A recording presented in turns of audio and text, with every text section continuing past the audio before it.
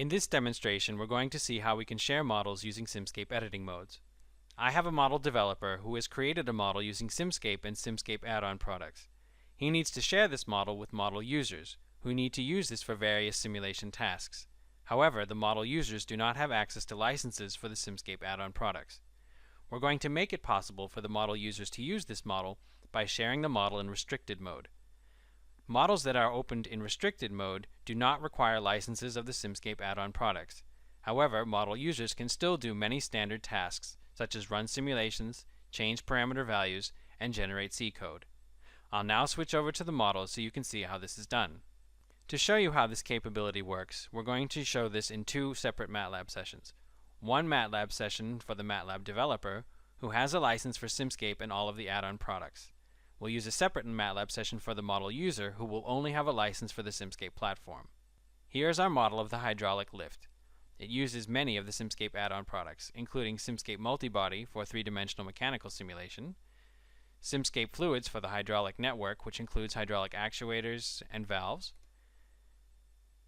Simscape Driveline for gears and other components, and Simscape Electronics and Simscape Power Systems for the electrical system. In full mode, we have access to all of the capabilities in Simscape.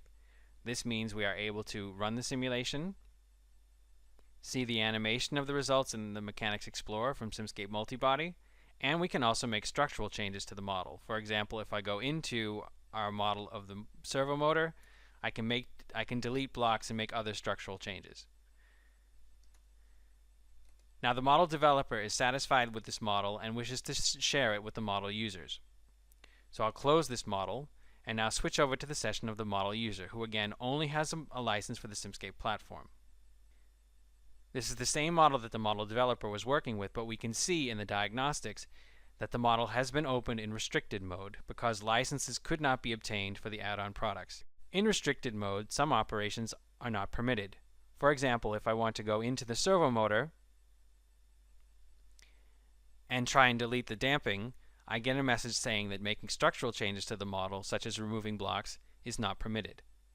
However, I can do many of the other operations that a model user would like to do. For example, I can run the simulation. I still have access to the 3D animation from Simscape Multibody, and if I look at the plot on the scope, I can see the numerical results. I'm also permitted to change numerical parameters.